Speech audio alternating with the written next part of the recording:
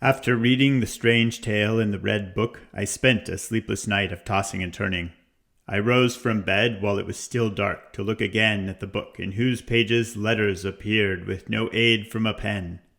I found the next page already filled. We spent the night in Eladar's tent. It was a strange contraption of painted canvas, simple outside but for the decoration, large and bright within. The winter's cold did not penetrate those folds of fabric and the magic letters written thereon. We stayed up late into the night talking. I asked Eladar about the stones. "We don't know where they came from," he said. "They have been with us for a very long time, almost as long as the Phasmar Fract, that hole in the ground bound within the stone's circumference.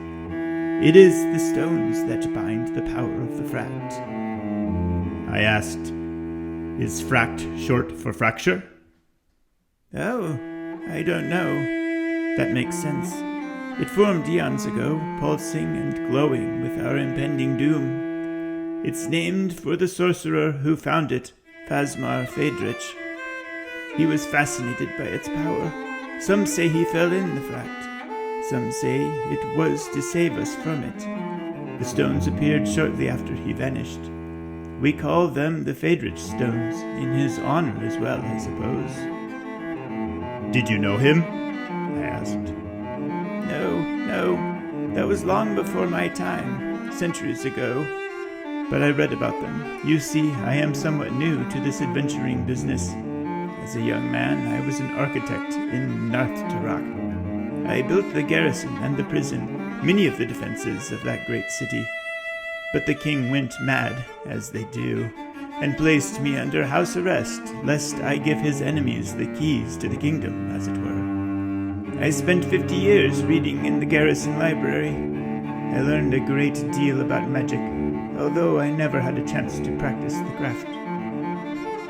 When I learned of the Feydrich prophecy, I knew I must escape, and I did, with the help of some fellow prisoners. We fled up the river to the free city of Talon, where I learned more from the enclave of druids there. The Feydrich prophecy, written, it is said, by Phasmar himself, tells us that the Fract will grow in power until the stones can no longer contain it. When that happens, the world we know will be washed away. The prophecy also tells that the being who built the stones will send its avatar.